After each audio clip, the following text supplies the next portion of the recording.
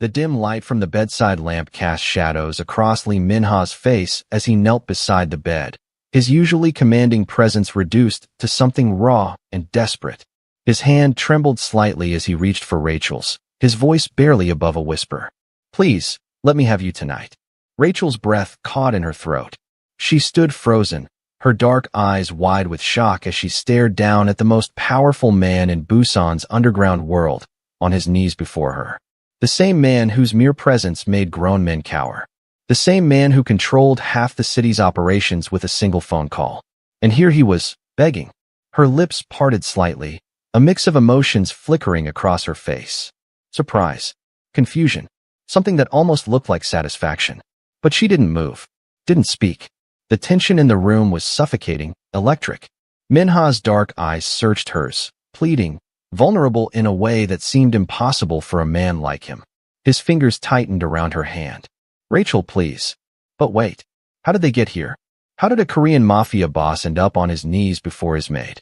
The answer to that question is far more complicated than you might think.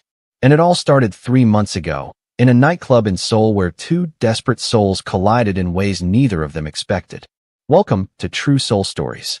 If you love dramatic romance with unexpected twists, you're in the right place. Hit that subscribe button and turn on notifications because you won't want to miss what happens next in this story. Trust me, it gets wild. 3 months earlier, the Velvet Room nightclub in Seoul pulsed with bass-heavy music and strobing lights. Lee Min-ha sat alone in the VIP section, a glass of whiskey untouched on the table before him. His tailored black suit fit him perfectly, but his expression was empty, distant. At 35, he'd built an empire through blood and strategic ruthlessness. But tonight he felt the weight of every decision, every sacrifice. His divorce from Yunwoo had been finalized 2 weeks ago. 5 years of marriage dissolved in a lawyer's office. She'd wanted out, claimed she couldn't live with the danger anymore, couldn't sleep wondering if he'd come home each night. He hadn't fought it. Maybe she was right. Maybe he was poison to anyone who got close. That's when he saw her. Rachel moved through the crowd like she owned the place, her confidence magnetic. She wore a simple black dress that hugged her curves, her natural hair styled in elegant twists. She laughed with her friends near the bar, completely unaware of his gaze. There was something about her energy that drew him in. She looked free, unburdened. Their eyes met across the room, and for a moment, everything else faded. She held his gaze, a small smile playing at her lips, before turning back to her friends. But Min-ha noticed how she glanced back moments later, checking if he was still watching. He was. Rachel excused herself and walked toward the VIP section, her steps deliberate. The bouncer moved to stop her, but Min-ha raised a hand, waving him off. She climbed the steps and stood before his table. "You look like you could use some company," she said, her voice carrying a slight American accent. "Or are you the mysterious loner type who prefers to brood alone?" Despite himself, Min-ha smiled. "And you are, Rachel. And you are someone who clearly needs to remember how to have fun." She slid into the seat across from him without waiting for an invitation. "Let me guess. Bad breakup? Business troubles? Or just generally tired of life? That obvious? You're in a club surrounded by hundreds of people, sitting alone with a full drink you haven't touched." She leaned forward, her dark eyes sparkling with mischief. "So which is it?" Min-ha found himself intrigued. Most people in Seoul knew who he was, treated him with fear or excessive respect. But this woman looked at him like he was just a man. "Maybe I'm just enjoying the view." "The view of your whiskey glass? Fascinating." She flagged down a server and ordered herself a drink. "I'm going to make a deal with you. Give me 1 hour. If I can't make you smile genuinely at least 3 times, I'll leave you to your brooding. But if I succeed, you buy me dinner sometime." Here's where it gets crazy. Min-ha, a man who negotiated million-dollar deals and life-or-death situations, found himself agreeing to this stranger's challenge. Maybe it was the loneliness. Maybe it was the way she looked at him without an ounce of fear. They talked about everything and nothing. Rachel told him she'd moved to Seoul from Chicago 6 months ago, teaching English while trying to save money for graduate school. She had 2 younger siblings back home who depended on her financial support, parents who'd passed away in a car accident 3 years prior. She spoke about her dreams of becoming a child psychologist, her love for Korean food, her struggle with learning Hangul. Min-ha found himself laughing at her stories, genuinely laughing in a way he hadn't in months. By the time an hour had passed, she'd made him smile far more than 3 times. "I believe you owe me dinner," Rachel said, glancing at her phone. "But my friends are waiting, so I'll collect on that debt another time." "Wait." Minha stood as she did. "Dance with me first." Rachel raised an eyebrow, but took his offered hand. They moved to the dance floor, and despite the crowded space, it felt like they were alone. Her body moved against his, close enough that he could smell her perfume, feel her warmth. The world narrowed to just them, the music, the moment. When the song ended, Rachel looked up at him, breathless. "You're full of surprises." "So are you." Minha's voice was lower now, charged. "Let me take you home." She hesitated, conflict flashing in her eyes. "I don't usually." "I know. Neither do I." He touched her cheek gently. "But I'd like to continue this conversation somewhere quieter." Rachel bit her lip, then nodded. "Okay." But what Rachel didn't tell him was that this wasn't spontaneous. She'd been watching him all night, had recognized him from news articles about Busan's powerful business families. She'd seen opportunity in his loneliness, in his expensive suit and gold watch. She needed money desperately. Her teaching salary barely covered rent, and her siblings needed tuition money she didn't have. She'd been 1 week away from eviction. This wasn't fate. This was survival. The ride to Minha's penthouse in Gangnam was quiet, charged with anticipation. Rachel's heart pounded as they entered the elevator, as he led her into his apartment with floor-to-ceiling windows overlooking Seoul's glittering skyline. "Drink?" Minha asked, moving to the bar. "Sure." Rachel walked to the windows, trying to steady her breathing. She could do this. She had to do this. Minha handed her a glass of wine and stood beside her. "Beautiful view." "It is." Rachel turned to face him, setting down her glass. "Minha, can I ask you something?" "Anything." "Why did you really invite me here?" Minha studied her face, something vulnerable in his expression. "Because you looked at me like I was human. Do you know how rare that is?" Rachel's chest tightened with unexpected emotion. This wasn't supposed to happen. She wasn't supposed to feel anything. She reached up and kissed him. Minha responded immediately, his arms wrapping around her waist, pulling her closer. The kiss deepened, became urgent, desperate. They stumbled toward the bedroom, shedding his jacket, her shoes. But then Minha's hands moved to the zipper of her dress, and reality crashed into her like cold water. "Wait," Rachel gasped, pulling back. "Wait, I can't." Minha froze immediately. "What's wrong?" Rachel's eyes filled with tears, genuine tears that surprised even her. I've never done this before. I'm still a virgin." The confession hung in the air between them. Minha stepped back, his expression shifting from desire to concern. "Rachel, I'm sorry." She sat on the edge of the bed, her hands shaking. "I shouldn't have come here. Don't apologize." Minha sat beside her, careful to maintain distance. "Talk to me. What's really going on?" And maybe it was the gentleness in his voice, but Rachel found herself telling him everything. About the eviction notice, about her siblings' tuition bills, about how she'd seen him in the club and thought maybe she could find a way out of her nightmare, about how she'd planned to use him, even though she had no idea how that would actually work. "I'm not a good person," Rachel whispered. "I came here to use you, and I can't even go through with it." Minha was quiet for a long moment. Then he stood and walked to his desk, returning with a business card. "How much do you need?" "What?" "For your rent. For your siblings." "How much?" Rachel stared at him, confused. "I don't understand." "You were honest with me. That's worth something." Minha pressed the card into her hand. "This is my personal number. Call me tomorrow. We'll figure something out." "Why would you help me?" Minha smiled sadly. "Because tonight, for a few hours, you made me feel like a person again." He called her a car and sent her home. Rachel left more confused than when she'd arrived. When morning came, she told herself she wouldn't call.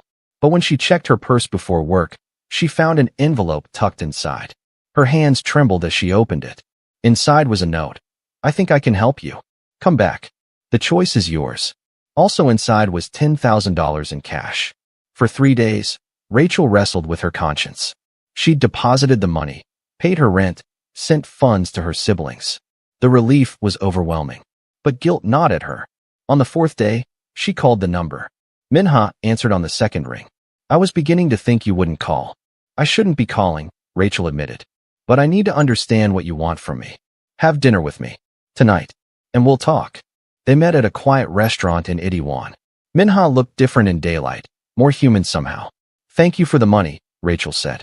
But I can't accept it without knowing what you expect in return. I don't expect anything. Nobody gives away $10,000 without expecting something. Minha leaned back, studying her. You're right. I do want something. But it's not what you think. He paused. I want you to work for me. Rachel blinked. Work for you? Doing what? I need someone I can trust at my apartment in Busan. Someone to maintain the space, handle household affairs. The pay is generous. Room and board included. You'd have your own quarters. He met her eyes. No strings attached. You're offering me a job as your maid? I'm offering you stability. A way out that doesn't compromise your values. Minha's expression was unreadable. The money I gave you, consider it in advance. You'll earn it back through honest work. Why are you really doing this? Because I like talking to you. Because you were honest when you could have kept lying. Because I'm tired of being surrounded by people who only see what I can do for them or to them.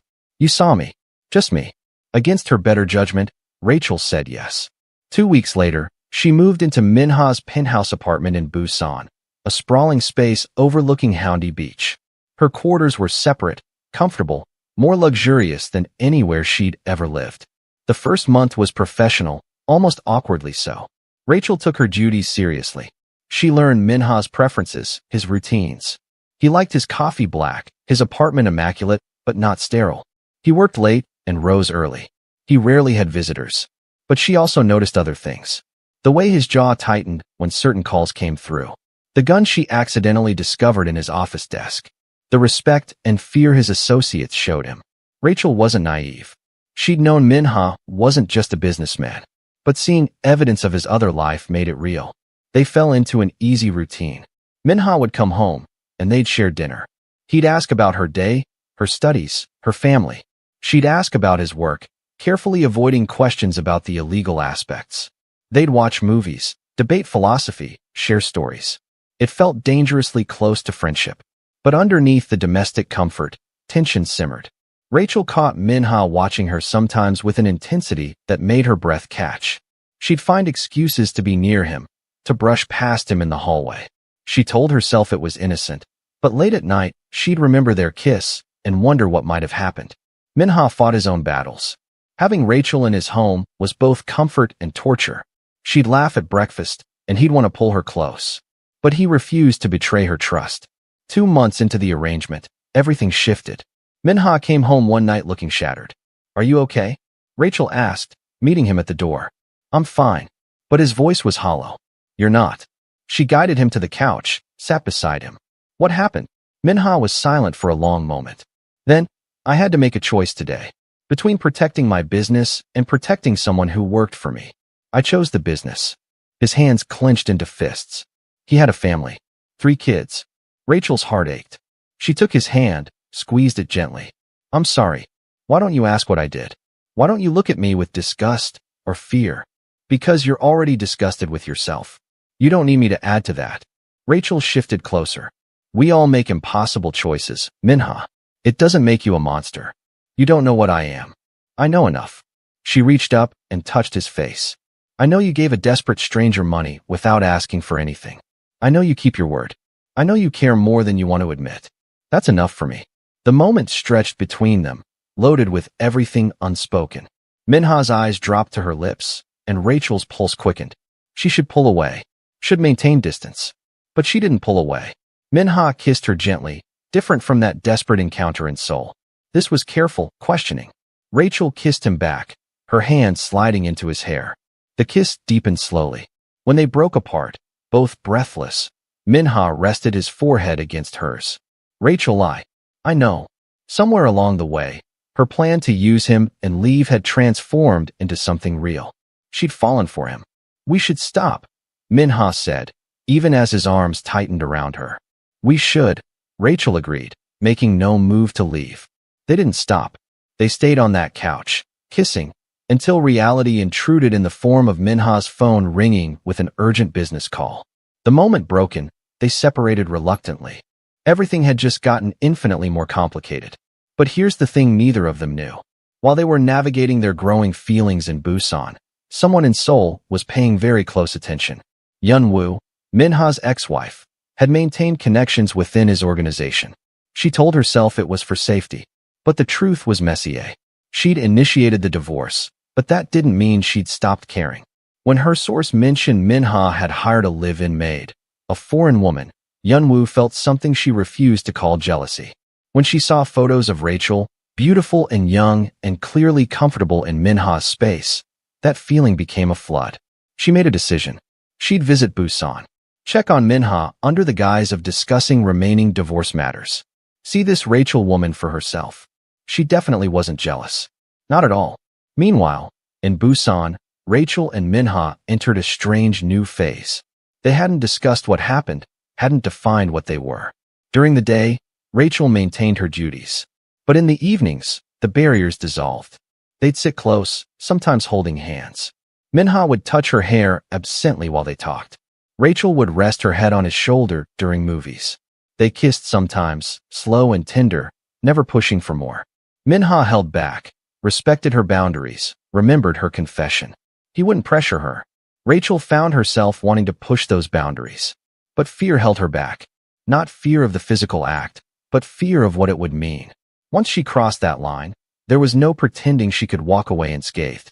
If you're wondering what Rachel did next, smash that like button because this decision changes everything. 3 months into Rachel's employment, Yunwoo arrived in Busan unannounced. Rachel answered the door, expecting a delivery. Instead, she found herself face-to-face with a stunning Korean woman in an elegant cream pantsuit.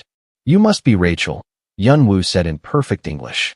"I'm Yunwoo, Minha's wife." Rachel's stomach dropped. "Ex-wife, you mean? Is there really such a thing when it comes to someone like Minha?" Yunwoo smiled coldly.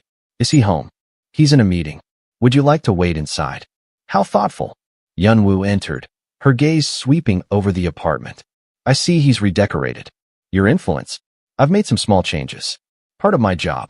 "Your job? Right." Yunwoo settled onto the couch. "Tell me, Rachel, how long have you been working for my husband?" "Sorry, ex-husband." 3 months. "And you live here? In the apartment with him?" Rachel felt the trap closing but kept her voice steady. "I have my own quarters. It's a live-in position." "How modern." Yunwoo's eyes glittered dangerously. "Let me give you some advice, woman to woman. Minha might seem charming, might seem like he cares, but his world is violent and unforgiving. People around him get hurt. I should know. I spent 5 years watching him choose his empire over everything else. Over me." Rachel met her gaze steadily. "With respect, your relationship with Minha is none of my business. I'm just his employee." "Just his employee." Yunwoo laughed softly. "Keep telling yourself that." The front door opened. Minha entered, stopping short when he saw Yunwoo. His expression shifted through several emotions before settling on polite inquiry. "Yunwoo, this is unexpected." "Hello, Minha." Yunwoo's demeanor changed, softening. "I'm sorry to drop by. I needed to discuss some paperwork, and I thought it would be easier in person. You could have called. I was in Busan anyway." She glanced at Rachel. "Your maid was very welcoming." The way she emphasized made Rachel's jaw tighten. "I'll give you privacy." "Excuse me." She retreated to her quarters, but her mind wouldn't settle. Yunwoo's arrival felt calculated, territorial. And the way Minha had looked at his ex-wife, there'd been history there. Maybe he still had feelings for her. Maybe Rachel had been fooling herself. In the living room, Minha faced Yunwoo with guarded confusion. "What's this really about? Can I check on you? Make sure you're okay?" "You left me, Yunwoo. You made it clear you wanted nothing to do with my life." "I left your lifestyle. Not you." She stepped closer, placing her hand on his chest. "I still care about you. And when I heard you'd hired some foreign woman to live with you, I got worried." Minha removed her hand gently but firmly. "Rachel is my employee. My private life is no longer your concern. Are you sleeping with her?" The blunt question hung in the air.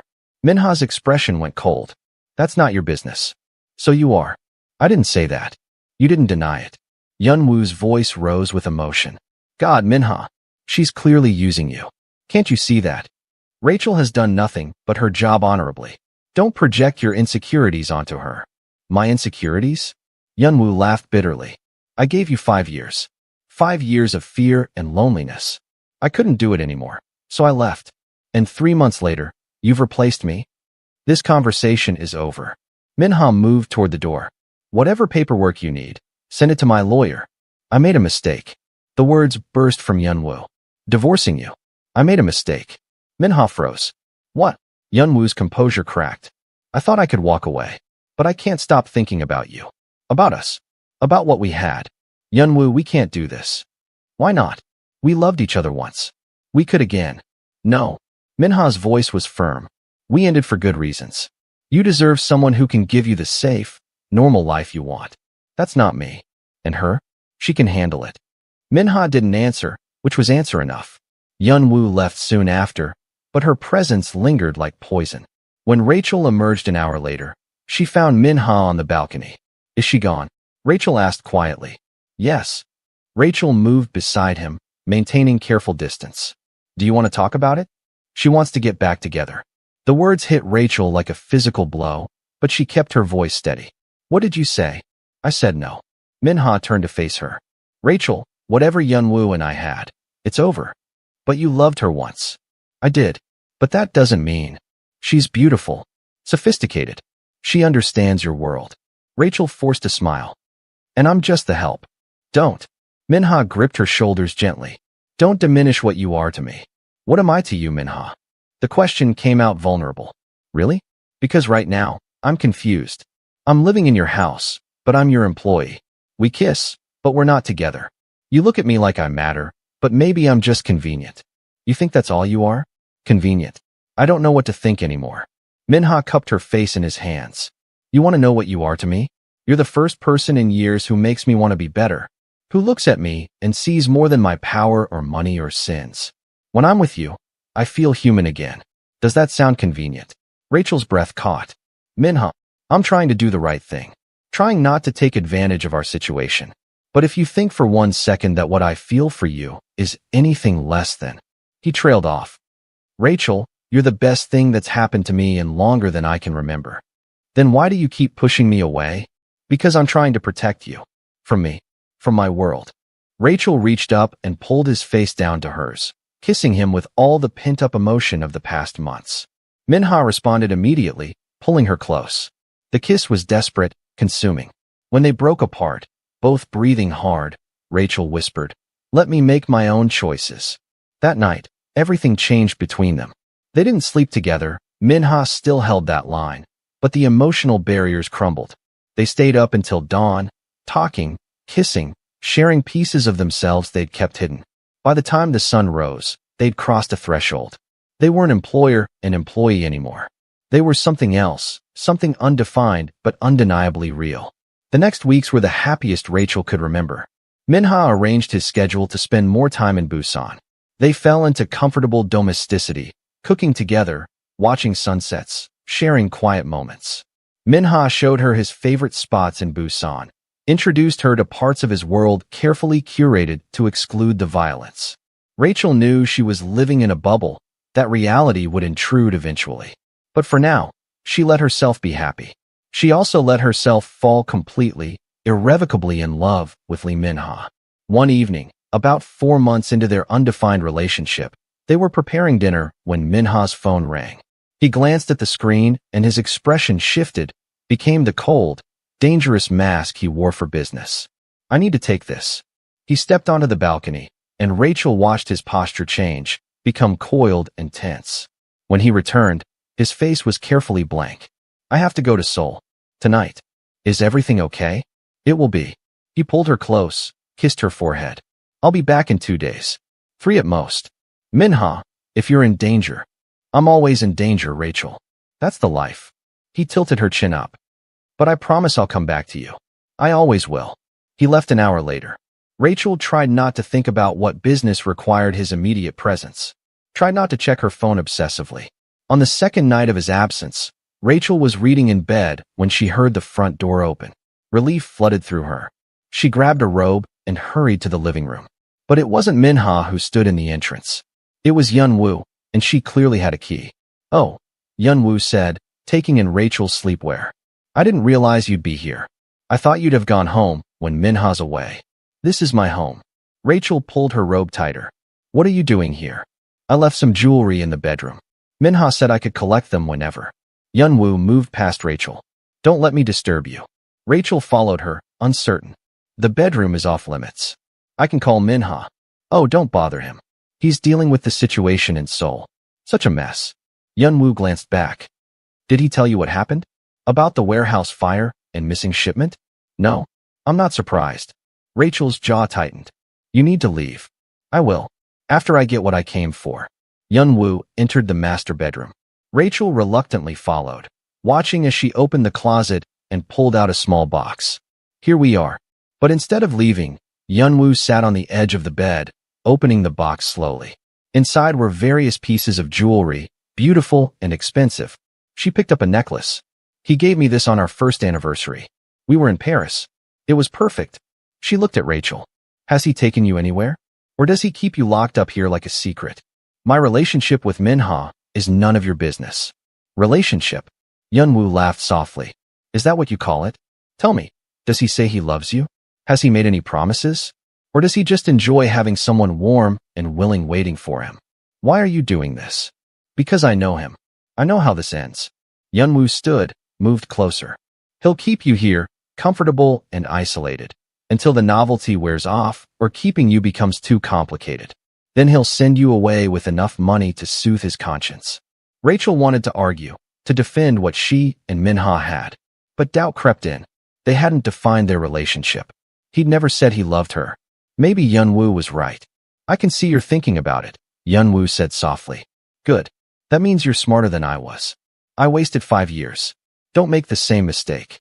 She left after that, and Rachel stood alone in Minha's bedroom, her mind churning with doubts she couldn't silence. When Minha returned the next day, he immediately noticed something was wrong. What happened? He asked, cupping her face. Yunwoo came by. She had a key. Rachel couldn't meet his eyes. She said some things. About us. About how this will end. Minha's jaw tightened. I'll change the locks. Is she wrong, though? Rachel pulled away. What are we, Minha? Really? Because you've never said. We're not employer and employee anymore. But we're not a couple either. We're just existing in this space between. What do you want me to say? I want you to tell me the truth. Am I just convenient? Am I just here until you figure out what you really want? Minha was quiet for a long moment. When he spoke, his voice was raw. I'm trying to protect you. From what? From me. From my world. From making promises I might not be able to keep. He ran his hand through his hair. Rachel, people around me die, get hurt, disappear. Being with me means accepting that any day could be the last. How can I ask you to sign up for that? You're not asking. I'm choosing. Rachel stepped closer, placed her hand over his heart. Stop trying to make decisions for me. I know what your life is. I know the risks. And I'm still here. You shouldn't be. But I am. She looked up at him. I'm in love with you, Minha. Completely, terrifyingly in love with you. And if you don't feel the same way, tell me now. The confession hung between them. Minha stared at her like she'd punched him. You love me. Yes. God help me, yes. Minha pulled her into his arms, holding her so tightly she could barely breathe. I don't deserve you. But I'm too selfish to let you go. Then don't. He kissed her desperately, and Rachel kissed him back with equal fervor. They stumbled toward the bedroom, months of restraint finally shattering. Minha pulled back to search her eyes. Rachel, if we do this. I want this. I want you. She pulled him closer. Stop holding back. Just be with me. That night, they finally crossed the last barrier. Minha was gentle, patient, careful with Rachel's inexperience. And Rachel discovered that surrendering to someone you loved wasn't weakness. It was the bravest thing she'd ever done. Afterward, they lay tangled together, Rachel's head on Minha's chest. I love you, Minha said into the darkness. I should have said it before. But I love you, Rachel. More than I thought possible. Rachel lifted her head to look at him. Say it again. I love you. He kissed her softly. I love you, and I'm terrified of losing you. But I'm done pretending this isn't real. They made love again, slower this time. Rachel fell asleep in his arms, happier than she'd ever been, unaware that their happiness was about to be shattered. Comment below if you think Rachel should have walked away while she still could, because what happens next makes walking away impossible. Because here's what you need to know. When Yunwoo left the apartment that night, she didn't just take her jewelry. She left something behind. A small recording device, hidden in the bedroom, capturing every word, every intimate moment. And she had plans for that recording. The next 2 weeks were blissful. Rachel moved into Minha's bedroom. They were together, officially, undeniably. Minha took her to business dinners, introduced her as his girlfriend. She met his inner circle, the men who protected his empire. She also began to understand the true scope of his world. The violence wasn't abstract anymore. She saw the tension when shipments went missing, watched him handle a traitor with cold efficiency. It should have scared her away. Instead, she found herself adapting, learning to read the danger signs. She became part of his world in ways Yunwoo never had. And Minha discovered what it meant to be truly known. Rachel didn't flinch from his darkness. She held him when the weight became too heavy. She challenged him when he became too cold. She loved him not despite his flaws, but with full knowledge of them. It was the most real relationship he'd ever had. But all the while, Yunwoo watched from Seoul, her jealousy curdling into something darker. She'd listened to the recordings, heard Minha confess his love in ways he'd never spoken to her. She made a call to one of Minha's rivals, a man who'd been looking for leverage for years. She didn't give him much, just enough to create chaos. Just enough to force Minha to make an impossible choice. If she couldn't have him, maybe no one should. 1 month after they'd finally gotten together, Minha had to travel to Seoul for meetings. Rachel went with him this time, staying in his Seoul penthouse. The meetings ran long, and Minha came back late, tension evident. Rachel was waiting for him, had ordered his favorite food. Bad day? She asked as he collapsed beside her. Complicated day. He pulled her close. But better now. They ate dinner, talked, slowly unwinding. Rachel was just beginning to relax when Minha's phone rang. He glanced at the screen and frowned. I need to take this. He stepped onto the balcony, and Rachel watched his expression change from confusion to shock to rage. When he came back, his face was carved from stone. What's wrong? Rachel stood, alarm rushing through her. Get dressed. We need to leave. Now. Minha, you're scaring me. He grabbed her shoulders, his grip tight. Someone leaked information about you. About us. To people who want to hurt me. His eyes were wild with fear. You're in danger, Rachel. Real danger. Rachel's blood ran cold. What kind of danger? The kind that ends with you dead to prove a point. He cupped her face desperately.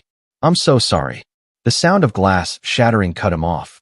Multiple windows exploded inward, and armed men poured through. Minha shoved Rachel behind him, reaching for his gun, but there were too many. Within seconds, they were surrounded.